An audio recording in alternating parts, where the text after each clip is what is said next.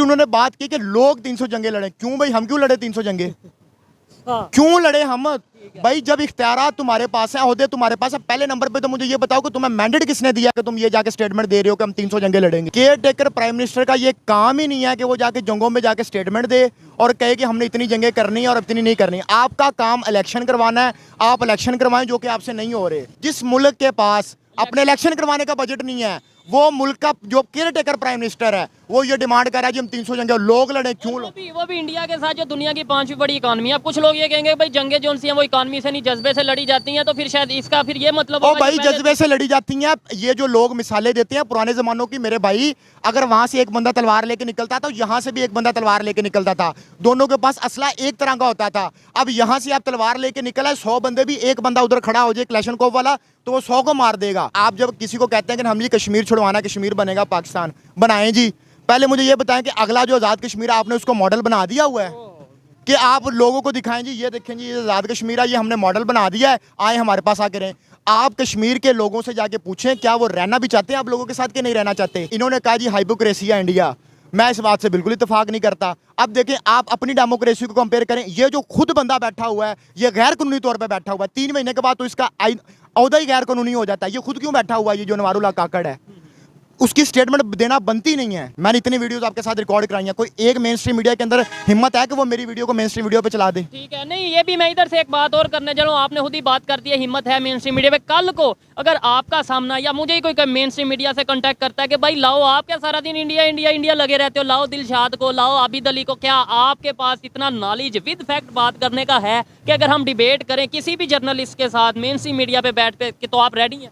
मैं तो इनको खुशामदीद कहता हूँ, वेलकम करता हूँ, मेरे साथ आके बैठे और मैं इनसे ये इन्होंने एक वादा करना है कि ये प्रोग्राम वैसे ही चला। তো বন্ধুরা, পাকিস্তানের এই মুহূর্তে কেয়ারটেকার প্রধানমন্ত্রী জানিয়েছে একটি স্টেটমেন্টে, যে স্টেটমেন্টটি কাশ্মীরের অ্যাসেম্বলিতে গিয়ে সকলকে অবাক করার দেওয়ার মতন একটি স্টেটমেন্টকে জারি করে উনি। ওনার সেই স্টেটমেন্টের বক্তব্য এটাই যে কাশ্মীরের জন্য পাকিস্তান একটি নয় 300টি যুদ্ধ করার জন্য প্রস্তুত ভারতের সাথে, বা যুদ্ধ করতে চায় তারা। তবে আমার এখানে সরল মনে সহজ একটা প্রশ্ন ছিল তাদের কাছে, যে 300 যুদ্ধ বাদ দিন, একটি যুদ্ধ করার জন্য তাদের ট্যাঙ্কে ঢালার জন্য কোনো তেল আছে তো? এমনকি আজকের দিনে তারা একটি ছাড়ুন 300টি যুদ্ধটা লড়ার মতন কি ক্যাপাবিলিটি আছে? আবার ইন্ডিয়ার মতো দেশের সাথে যারা বর্তমান সময়ে বড় একটা ইকোনমি, এই বিষয়ের উপর পাকিস্তানের আমজনতাকে যখন জিজ্ঞাসা করা হয় তারা কি বলে সেটা আপনারা নিজেরাই শুনে নিন। এমন ভিডিও পাওয়ার জন্য কিন্তু অবশ্যই চ্যানেলটিকেও সাবস্ক্রাইব করে রাখুন। दिलशाद भाई ये जो आपने स्टेटमेंट आपने भी सुनी होगी और बहुत ज़्यादा वायरल है, पाकिस्तान के सोशल मीडिया पे वायरल है। 76 साल से ये चीज़ें हम देखते आ रहे हैं कि भाई हमें जज्बाती स्टेटमेंट दे के 300 जंगे लड़ने के लिए तैयार हैं, कश्मीर ले के रहेंगे, ये वो क्या कहेंगे आप इसके ऊपर? देखें ये तो पहला केयर टेकर प्राइम मिनिस्टर है जिसने लेजिस्लेटिव असेंबली में जाके एड्रेस किया है लोगों को, कश्मीर की जो लेजिस्लेटिव असेंबली है। लेकिन पहले नंबर पे तो हम देखते हैं ना कि केयर टेकर जो प्राइम मिनिस्टर है उसकी ड्यूटीज़ क्या होती हैं। केयर टेकर प्राइम मिनिस्टर का ये काम ही नहीं है कि वो जाके जंगों में जाके स्टेटमेंट दे और कहे कि हमने इतनी जंगें करनी है और इतनी नहीं करनी। आपका काम इलेक्शन करवाना है, आप इलेक्शन करवाएं जो कि आपसे नहीं हो रहे।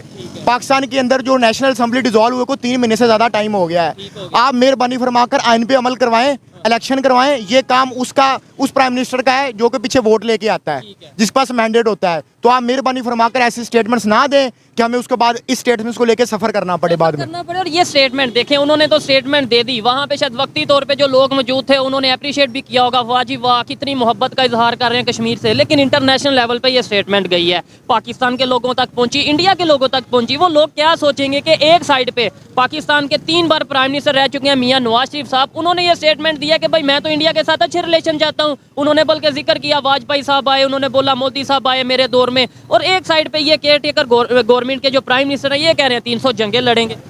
बेनज़ीर भुट्टो के दौर के अंदर भी मामला बेहतर होने की कोशिश हुई थी। उसके बाद नवाज शरीफ साहब का, मैं नवाज शरीफ का क्रिटिक्स हूँ, लेकिन इस मामले के अंदर मैं उनको सपोर्ट करता हूँ कि वो पाकिस्तान और इंडिया के रिलेशन बेहतर करना चाहते हैं। और जो भी एक डेमोक्रेटिक बंदा होगा ना वो हमेशा यही चाहता है कि वो पाकिस्तान और इंडिया के ताल्लुकात हमेशा बेहतर हों। और दूसरी उन्होंने बात की कि लोग 300 जंगे लड़े। क्यों भाई, हम क्यों लड़े 300 जंगे? क्यों लड़े हम? भाई जब इख्तियारात तुम्हारे पास है, ओहदे तुम्हारे पास है, पहले नंबर पे तो मुझे ये बताओ कि तुम्हें मैंडेट किसने दिया कि तुम ये जाके स्टेटमेंट दे रहे हो कि हम 300 जंगे लड़ेंगे। नहीं, उसमें ये थोड़ा सा एक पॉइंट आ जाता है ना कि शायद वो ये कहते हैं कि ऐसी स्टेटमेंट देने से कश्मीरियों के साथ हम एक इजहार करेंगे, जबकि मेरे ख्याल से अब अगर रियलिटी को देखें, कश्मीर में जाके विजिट करें, मैंने तो विजिट किया है, वहाँ पे जाके देखें वो लोग तो जो उनसे हमारे यहाँ से तंग आ रहे हैं पाकिस्तान की और गवर्नमेंट। भाई मैंने आपको पहले भी ये कहा है कि जो हमारे इंटीरियर मामला था पहले आप उनको ठीक कर लें। अब देखें, हम अपने आप को कहते हैं कि जी बड़ी डेमोक्रेसी है, आप इतनी बड़ी डेमोक्रेसी है कि आपका जो सबसे बड़ा सूबा पंजाब है वहाँ पे आप इलेक्शंस नहीं करवा पा रहे यार। कभी आप कहते हो हमारे सिक्योरिटी के मसाइल, अभी देखें अगर आप जो है वो अपने मुल्क के अंदर इलेक्शन नहीं करवा पा रहे तो आप 300 जंगे लड़ लेंगे। एक इलेक्शन करवाने के लिए आपको सिक्योरिटी नहीं आपकी पूरी हो रही, आप हीले बहाने लगा रहे हैं। कभी कहते हैं हमारे पास बजट नहीं है। जिस मुल्क के पास अपने इलेक्शन करवाने का बजट नहीं है, वो मुल्क का जो केयर टेकर प्राइम मिनिस्टर है वो ये डिमांड कर रहा है जी हम 300 जंगे लोग लड़े क्यों।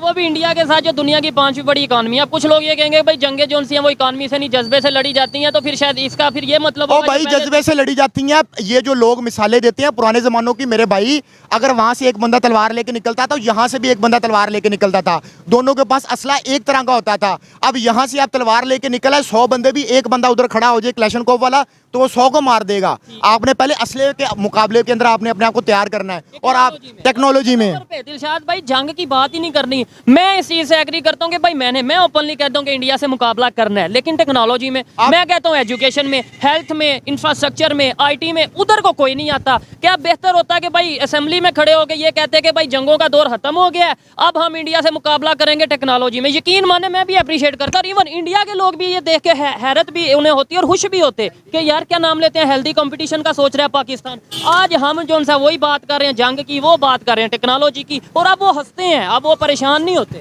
यार असल में आजकल जो जंग है वो बेसिकली चाली टेक्नोलॉजी की रही है, इकोनॉमी की जंग चल रही है आजकल, जो कि एक मॉडर्न एरा के अंदर हम जहाँ पे रह रहे हैं, यहाँ पे जंग का एक हेल्दी कंपटीशन होना चाहिए। आप टेक्नोलॉजी में करें, आप आईआईटी जैसा एक इंस्टीट्यूट यहाँ पे बना दे के दिखा दें, आप कहेंगे जी हमने इंडिया का मुकाबला किया, हमने आईआईटी जैसा एक इंस्टीट्यूट बना दिया।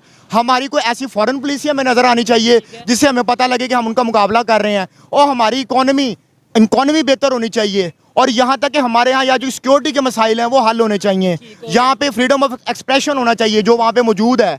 और हाँ जी, दिलशाद भाई ये देखने वाली बात है कि हम यहाँ पे कुछ छोटी छोटी ऑर्गेनाइजेशंस हैं, आए दिन नई ऑर्गेनाइजेशन उठती है, कभी कोई चकवाल में अटैक करती है, कभी कोई बन्नू में अटैक करती है, कभी कोई बलोचिस्तान में अटैक करती है, हम उनको काउंटर उस तरीके से नहीं कर पा रहे। अभी पिछले दिनों 23 पाकिस्तानी फोर्सेस के 23 जवान जिनकी जानें गई हैं एक अटैक में, क्या कहेंगे। हम बात करते हैं जी हम 300 जंगे उनके साथ लड़ेंगे, ये जो अपने घर के मामलात हैं, जो सिक्योरिटी के इश्यूज हैं, इनके ऊपर क्यों नहीं है, यानी कि जो ऑर्गेनाइजेशंस हैं इनको क्यों नहीं कंट्रोल कर पाते, टीटीपी को, तालिबान को, या जो भी हैं। देखिए बलूचिस्तान के अंदर तो बड़ी अफसोस से कहना पड़ता है कि हमारा कोई रूल नहीं चलता, जो कि इंटीरियर बलूचिस्तान है और इंटीरियर सिंध के अंदर भी नहीं चलता। वहाँ पे एक वडेरा सिस्टम और वहाँ पे एक कबायली सिस्टम और वो उसको लेके चल रहे हैं, और वहाँ पे हमारा कोई भी इदारा जो है वो अपना कानून नाफिज नहीं कर सकता।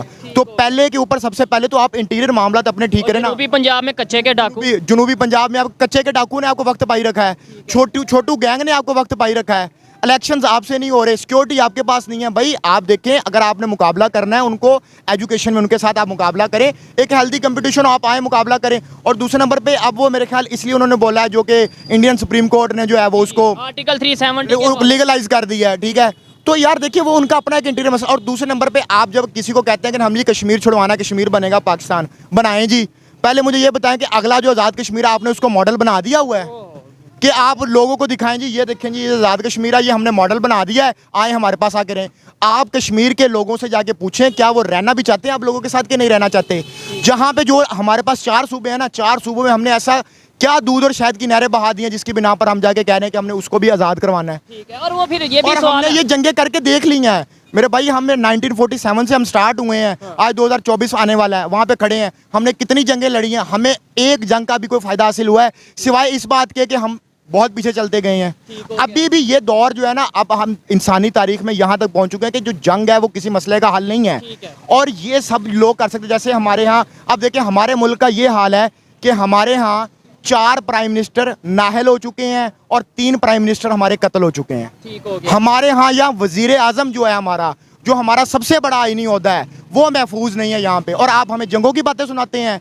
इमरान खान को गोलियां, अली भुट्टो को आपने जुडिशियल मर्डर किया, बेनजीर भुट्टो को आपने असैसिनेट किया, लियाकत अली खान को आपने असैसिनेट किया, हुसैन शहीद सोहरवर्दी को जो आपने वो नाहल करवाया, इमरान खान नाहल हुआ, नवाज शरीफ नाहल हुआ। मुझे बताएं ना यार, आप करना क्या चाह रहे हैं? आप एक डेमोक्रेसी के निज़ाम को क्यों नहीं चलने दे रहे? अच्छा, इसी स्टेटमेंट के, इसी मतलब स्पीच के दौरान पाकिस्तान के जो केयर टेकर प्राइम मिनिस्टर, उन्होंने ये भी कहा है कि इंडिया जो है वो अपने आप को लार्जेस्ट डेमोक्रेसी कहता है, जबकि उसे लार्जेस्ट हिपोक्रेसी कहना चाहिए अपने आप को, यानी कि भाई वो अपनी बात पे नहीं कायम रहता। आप मुझे बताएं, इससे हम अगर फॉरेन पॉलिसी की, इंडिया की फॉरेन पॉलिसी की बात करें, कोई, मैंने एक दिन पाकिस्तानी से पूछा मुझे कोई 4 ऐसे कंट्री बता दें जिसके साथ इंडिया के रिलेशन नहीं बेहतर, पाकिस्तान और चाइना को छोड़ के। आप मुझे बता दें कोई 3-4 ऐसे कंट्री। ऐसे तो कोई नहीं है। देखें पाकिस्तान के अंदर, देखें जो फॉरेन पॉलिसी है ना, अब वो उनका जो फॉरेन पॉलिसी डॉक्टर जयशंकर है यार, वो एक प्रॉपर सिस्टम के थ्रू आया है। जब बंदे एक प्रॉपर सिस्टम के थ्रू आएंगे तो आपको आउटपुट अच्छी मिलेंगी। अब मुझे देखें, इन्होंने कहा जी हाइपोक्रेसी है इंडिया, मैं इस बात से बिल्कुल इत्तेफाक नहीं करता। अब देखें, आप अपनी डेमोक्रेसी को कंपेयर करें, ये जो खुद बंदा बैठा हुआ है ये गैर कानूनी तौर पर बैठा हुआ है, 3 महीने के बाद तो इसका औहदा ही गैर कानूनी हो जाता है। ये खुद क्यों बैठा हुआ है? ये जो नवारुल्लाह काकड़ है, उसकी स्टेटमेंट देना बनती नहीं है। ठीक है। अच्छा, इधर मैं एक और चीज़ क्लियर करना चाहूँगा कि कुछ लोगों को थोड़ा सा, ज़ाहिरी बात है, जब नॉलेज नहीं होता उस तरीके से, जो हमें हिस्ट्री के बारे में बता दिया गया, जो स्कूल कॉलेजेस यूनिवर्सिटीज़ में बता दिया गया, जो हमारे मेन स्ट्रीम मीडिया पे बता दिया गया, जब हम सारी ज़िंदगी वही सुनते रहते हैं तो ऐसी कोई बात करता है तो बड़ा कड़वा लगता है। लेकिन मैं एक क्वेश्चन छोड़ने वाला हूँ पाकिस्तान से, जो लोग देख रहे हैं कि पाकिस्तान साइड कश्मीर में कितनी यूनिवर्सिटीज़ हैं, ज़रा गूगल करके चेक करिएगा, गवर्नमेंट की यूनिवर्सिटीज़। इंडिया साइड कश्मीर में कितनी गवर्नमेंट की यूनिवर्सिटीज़ हैं, यहाँ पे कितना हॉस्पिटल्स हैं गवर्नमेंट के और वहाँ पे कितने हॉस्पिटल्स हैं गवर्नमेंट के, यहाँ पे इंफ्रास्ट्रक्चर और वहाँ पे इंफ्रास्ट्रक्चर, यहाँ पे इंटरनेट फैसिलिटी की बात करें, वहाँ पे इंटरनेट फैसिलिटी की बात करें, यहाँ पे कितने इंटरनेशनल प्रोजेक्ट आ चुके हैं, वहाँ पे कितने इंटरनेशनल प्रोजेक्ट आ चुके हैं। इवन यूएई की बात करें, यहाँ पे पाकिस्तान साइड कश्मीर में कौन सा ऐसा इस्लामिक कंट्री है जिसने इन्वेस्टमेंट किया है,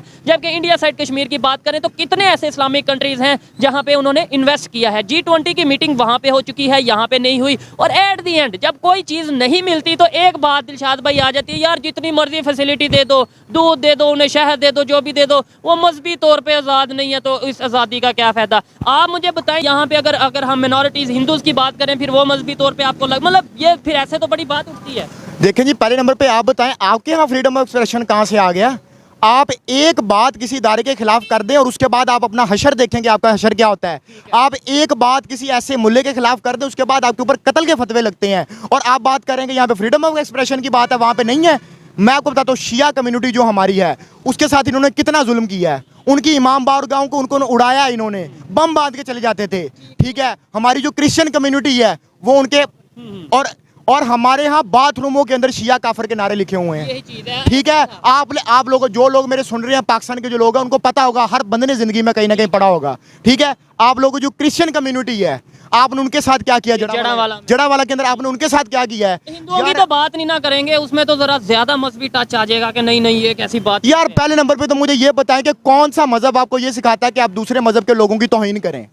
मुझे पहले नंबर पे बता दें, कोई ऐसा मजहब दुनिया के अंदर एग्जिस्ट ही नहीं करता जो कि ये बताता हो कि दूसरे मजहब लोगों की आप तौहीन करें या उनके जो जज्बात है उनको मजरूह करें या उनको कत्ल गारत करें। एक एलिमेंट ये भी आता है कि हमारे जो मौलाना हजरात हैं, सिर्फ मौलाना नहीं, बहुत से ऐसे लोग हैं, जज्बाती लोग हैं, जो कि मजहब को भी अपने तौर पे एक जो है वो मॉडरेट करके लोगों के सामने पेश करते हैं कि भाई इस्लाम ने ये कह दिया, मजहब ने ये कह दिया, जबकि हकीकत में वैसा होता ही नहीं है।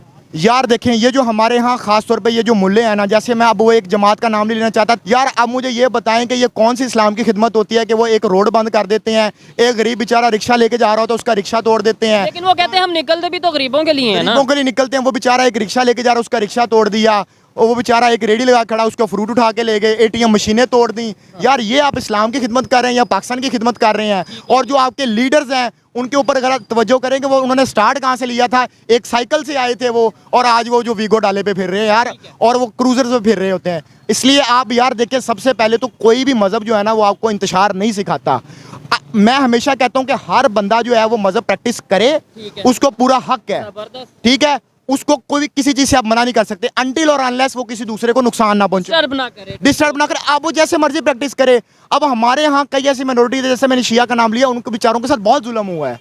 ठीक है, वो कई जगह पे उन्होंने भी किया है, लेकिन उनके साथ भी बहुत हुआ, लेकिन फिर रिएक्शन कुछ रिएक्शन तो कुछ ना कुछ आता है। अच्छा, दिलशाद भाई मुझे ये बताएं, ये कश्मीर का जो चूरन बेचा जाता है ये कितनी देर तक चलता रहेगा? मतलब मुझे अक्सर मैं सोचता हूँ कि यार जितना सोशल मीडिया पे चीजें क्लियर हो चुकी हैं, सोशल मीडिया का मतलब या इंटरनेट पे मतलब आप सर्च करें तो बहुत सी ऐसी चीजें, अगर आप जानना चाहें, अगर आप वाकई में सच को समझना चाहें तो बहुत सी चीजें जो आपके सामने आ सकती हैं। लेकिन फिर भी पाकिस्तान की यूथ की अगर बात करें, आज भी कश्मीर के नाम पे 1 मिनट में जज्बाती हो जाते हैं और फिर उसका एक नेगेटिव एलिमेंट जो सा ना वो सामने लाया जाता है कि ये देखो ये क्या कह रहा है, कश्मीर इंडिया को दे दो। और मैं कहता हूँ भाई जो हमारे साइड पे है हमने उसके लिए क्या किया, और फिर दूसरे नंबर पे 76 साल से हमें क्या फायदा हुआ ये नारे लगाने का? मुझे जवाब दे दो बस। मैं तो नहीं कह रहा कि फायदा हुआ या नहीं, मैं तो पूछ रहा हूँ। और कश्मीरियों को क्या फायदा हुआ है मुझे बताएं। जी, लोग सर बहुत पढ़ लिख चुके हैं, लोगों को सारा पता है। यहाँ पे सिर्फ मेन मसला ये है कि यहाँ पे एक डर लगा हुआ है कि अगर हम कोई अच्छी बात करेंगे, कोई इस तरह की जो है वो रियलिटी पे बात करेंगे तो हमें कोई ना कोई उठा के ले जाएगा। और सर ये हकीकत भी है, सॉफ्टवेयर अपडेट हो जाता है यार। आप ये देखेंगे यहाँ पे जो इदारों के लोग हैं वो उन लोगों का भी लिहाज नहीं करते जो 80-80 साल के बुजुर्ग लोग हैं, छोटे छोटे बच्चों को उठा के ले जाते हैं यार। हमारे यहाँ वो